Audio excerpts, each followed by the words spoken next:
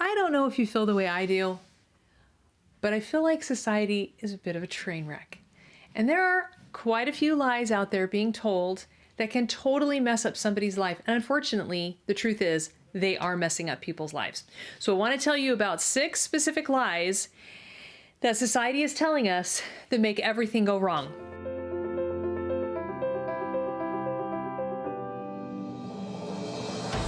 The first one is cause people to question their sexual identity as young as possible.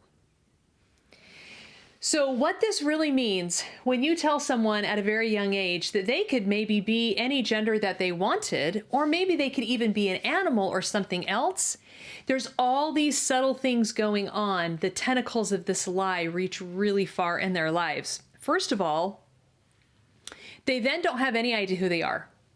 So they're looking for external cues. And so, for example, if I'm born a woman and I'm telling myself or other people are telling me that I can be a man, well, I don't know how to be a man. I'm not a man. So all I can do is look on the exterior. I can look at like social behaviors. I can look at the outside and I can try to like mimic that. But I can't ever become that. And that's one of the things, and I'll talk about this more in a minute, but I have watched a lot of detransitioner videos. And I have seen a lot of what goes on in that world and a lot of regret, but there's a lot of, reaching the 5-year, 7-year, 10-year mark and realizing I am never going to be the opposite sex. It's biologically impossible. It is contrary to the actual reality. So they don't know who they are. They can't be who they are. So they try to mimic something else, an animal or whatever. And again, all they're seeing is what's on the outside. So they never achieve identity. But what's even harder than that is that you're now laying the full responsibility on them to make things up as they go. And that just throws them into it's hard enough just to be responsible for like bad choices that you make, to try to be fully responsible for every atom in your body. And oh my goodness, it's just a nightmare waiting to happen. And then there's no way for them to navigate social norms. They don't know how to make their way in the world. And so maybe they try to mimic what other people do in the opposite gender. But again, this is just external. They don't know how to pick up on that stuff. And that's not to say there aren't outliers. And there's definitely people on the whole spectrum of the social norms. But the vast percentage is in a specific lane where we're all working and interacting. And when you don't confuse a child and you just let them grow naturally and you don't create these unhealthy questions at a really early age, then they don't have nearly as much confusion in their life. The weight of responsibility of having to make up who you are when you're 5, 6, 7, 8, 10, 12 years old, it's just a nightmare. They have to completely invent themselves and it doesn't ever work. The other thing that really happens here is that the child has no option but to completely turn inward and focus entirely on what's going on internally with them. They have to pay attention to every thought, every emotion, every nuance, every social cue, and so it's this unbelievably unhappy space where they're totally self-focused. All you've got to do is watch the Jazz, I don't know, is it on TLC or some kind of station has a reality TV show on her, and that's a whole other video I could do, but I saw her book for children in a library in a very conservative town, I don't know, 15 years ago, 10 years ago, and I was absolutely floored. I couldn't believe the book was there. It was a little boy who said he was a girl and everybody went along with it. And you just got to watch this show. She recently on the show said, I never know who I am. I don't have any idea how to live my life. She's chronically depressed. It's just a disaster. And so the world has to revolve around them because they chronically don't know who they are and they're supposed to make it up as they go. And the parents are like, it's okay, and listen to this and listen to that. We don't do this in any other area of life, which I will talk about in just a minute. But if everyone did this, if every child did this, the whole world would fall apart in one generation. So we know It's a terrible, terrible, insidious lie that destroys the individual and then begins to erode society. The second lie is to tell them there are no absolute governing truths by which they can guide their lives. And what you're doing is you're ripping out the foundation. You tell them all those things that like smart people wrote in the past, doesn't matter. Everything that's gone on before, doesn't matter. All the values a society has had that has helped us get to where we are, doesn't matter. In fact, all those people were stupid. They screwed it up. They weren't as smart as us. They didn't have iPhones. They didn't fly in planes. And they weren't as advanced and democratic as we are. And so they don't have anything to teach us. And what you do is open up this wide, gaping hole, this chasm into which they fall. And now again, like having the full weight of responsibility of making up who I am, now I have to make up all the rules and figure out how to navigate the world when there's nothing solid I can stand on. There's no foundation I can build my life on. I have to start completely from scratch. The third insidious lie to help someone quickly screw up their lives is to tell them that they have their own truth. Not only is there not absolute truth, you have your own truth. And if you listen to your own truth, that's the surest way to a happy life. But what you're really saying is that everything you think and feel is right. And that if you follow your emotions and your thoughts and your ideas, wherever they lead, you're going to wind up in the happiest place you possibly could. But actually, that doesn't happen. Because you've been wrong and I've been wrong a myriad of times. And the younger I am, probably the more wrong I was, because I had less and less life experience back then, and less societal feedback, and less knowledge, even of what is an absolute truth. And I didn't have all those experiences of trying and testing. And so we are literally, there's a reason that people in different cultures, have ancestor worship or respect the elderly or put them in leadership positions, because we need the guidance of those who've gone on before. And that includes people who have lived hundreds of years ago or thousands of years ago. What they said often is still relevant today, and we can still learn from them, and we don't have to make our own mistakes all the time. And so when you tell people to live according to their own truth, you're really just setting them up for failure, because they're going to be wrong, and they're going to be wrong and wrong and wrong. And if they're only listening to themselves, then they can never learn from the people around them.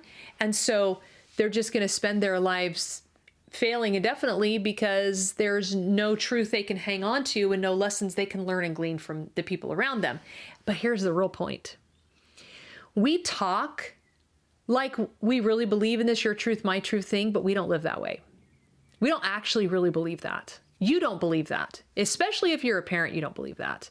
Because you still tell your kids to be nice. You tell them to do their homework.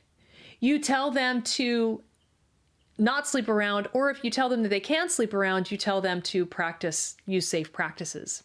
You're constantly telling them how to live their life, not to cheat, to tell the truth. You have all kinds of truths that you're teaching them, that you're expecting them to adhere to. If you really believed in this your truth, my truth thing, it would be no hold barred. Like it would be anything goes all the time, because that was your truth. So you needed to wreck my car and not pay me back. Like that's your truth. Like you needed to, whatever it is, you needed to run me over. You needed to, whatever, that's your truth. So I can't argue with that.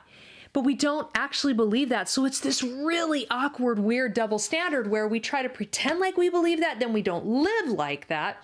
And so then the next generation is completely confused about what the rules are, because you seem to have rules, but you pretend like there's not rules. And then nobody knows how to govern their lives properly. Once we say anything is true, then we have a responsibility to say what the other things are that are true. And that just leads us right back to the law of human nature and to those true first principles and principles that God has put into place for us to govern our lives by. And they bring stability and they bring happiness. And that's why, go study our declaration if you want to understand that better.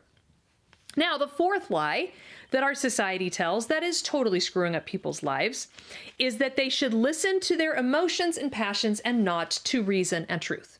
And you can see this on college campuses where they're doing these big riots so that there's not freedom of speech because they don't want somebody with an opposing view to talk. They're less and less likely and able to talk through their struggles and issues in a respectful manner. And so how are they ever going to negotiate and navigate close relationships like a marriage or parenting or close friendships or extended family relationships? Like, the skill set is completely being lost because if we don't agree, then we can't talk. And it shuts down all communication because my emotions matter most. They matter most than anything you might have to teach me or anything you might have figured out, even more than maybe what I'm thinking.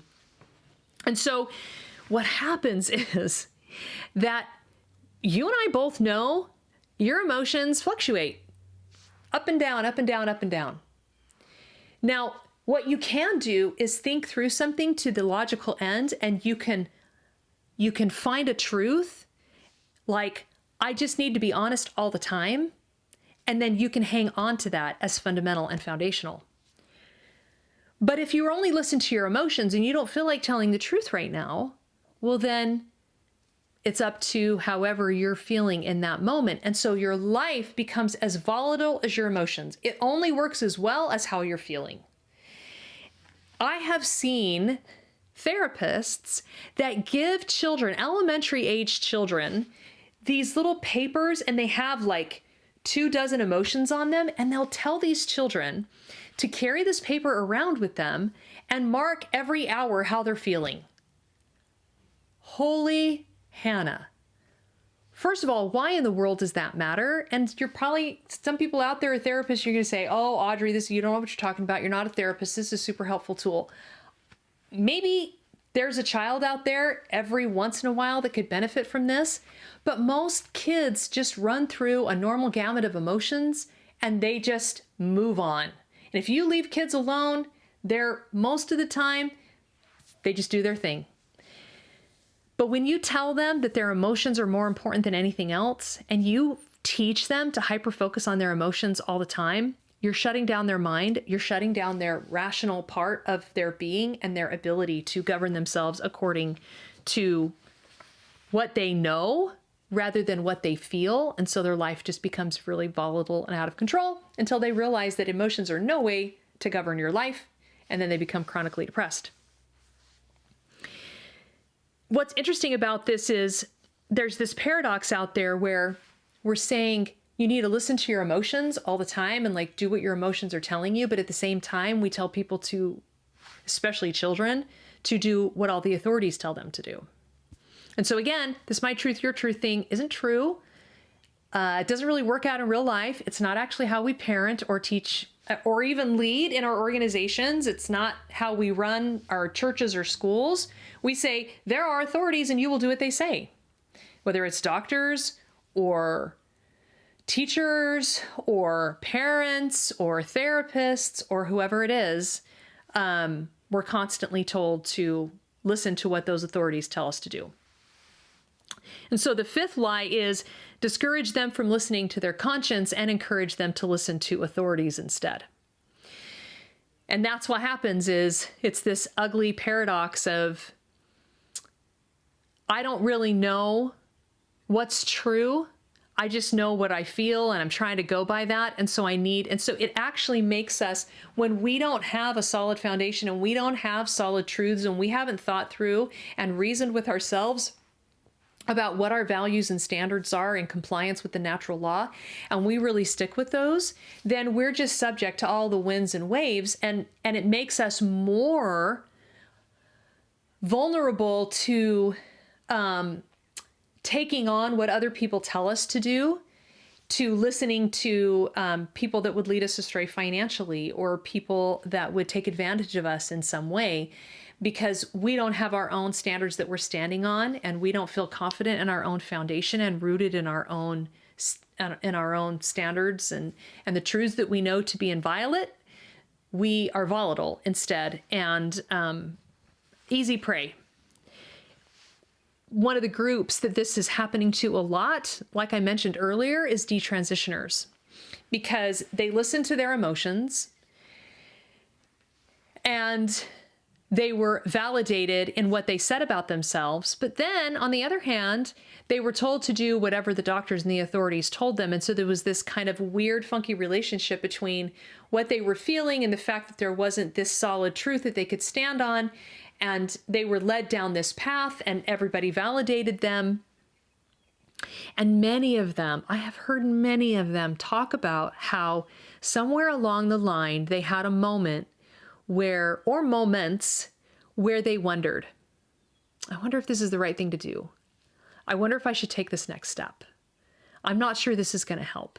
And they all get, all these ones that are detransitioning now, which there's more and more every day because more and more people are being transitioned. They get to this point where they realize, I have tried all of these things and none of them have fixed me.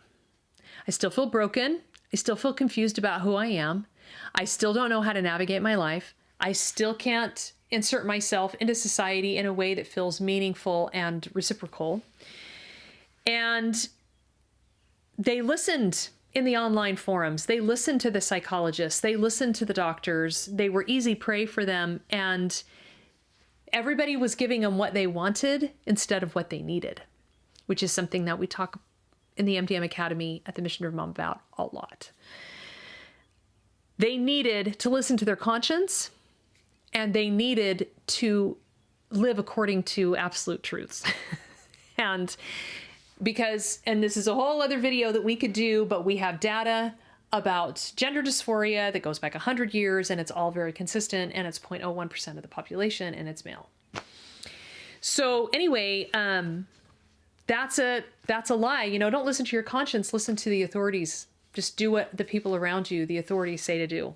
And, you know, we listen to the authorities until we are ashamed of ourselves, whether it's compromises at work or compromises in school or compromises wherever we are, instead of really listening to that real inner voice that's telling us what's right and wrong. And then number 6, tell them the sure way of self-acceptance and confidence is through being different, focusing on their culture, race, gender, and economic status as markers for what's most important about them. And this is really being shoved down children's throats. They are being brainwashed, basically, really indoctrinated into looking for those markers and making them of utmost importance. If you put children in a room together and they just normally interact, they'll just normally interact. I know because I've had lots of children of my own. What this really means, what you're really teaching them, is that the outside matters more than the inside. And again, this goes back to, you know, what's the truth, my truth, your truth, trying to navigate life. If what's most important is whether I'm poor, whether I'm black, whether I'm from another country, then it's less important what the shape of my character is. And when you are focusing on all that stuff about other people, then you're less worried about the real type of person they are. And this totally and completely disempowers you. Because if what's most important about you is if what's most important about me is that I'm a middle-class white woman, then I don't have a lot of power in my life. I'm just subject to the whims and waves of whatever culture I'm living in or whatever's going on around me. But if what's most important about me is my character and me owning myself and me looking at who I want to become and focusing on growing and developing as a person, then all of a sudden I have way more power. I'm not at the mercy of society anymore. And this is really so much like the victim creator dynamic as well. Like if I refuse to fall into victimhood because of these outside markers that make me important, and I focus instead on being the creator of my life, well, then I can go a really long way. So what if instead of listening to these lies, you focused on discovering the truth and aligning your life with it? What if you knew that what was most important about you was the shape of your character and the nature of your commitments and the truths you were embracing and the growth that you were having and the positive impact that you had on the people around you and the way that you were lifting yourself and others with the things that you did? Mortimer Adler said, "Truth consists in the agreement between what we think and what is in the world, what is real." All 6 of these lies move us away from what is real. They distort reality, and therefore they distort our lives.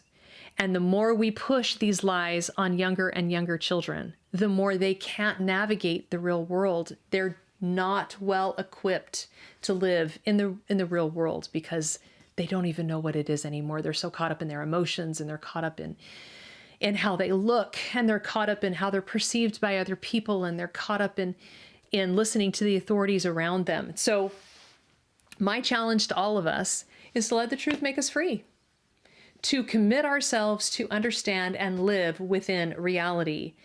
And I would love to have you run over to themissiondrivenmom.com and grab my book, The Mission Driven Life, as a really great place to start. If you want to start living a more principle-centered life, if you want to move as far away as you can from these awful lies that are wrecking people's lives, because they are, I could show you video after video after video of people who have believed in multiple of these lies, and it's destroying their lives, and they're trying to pick up the pieces and put them back together.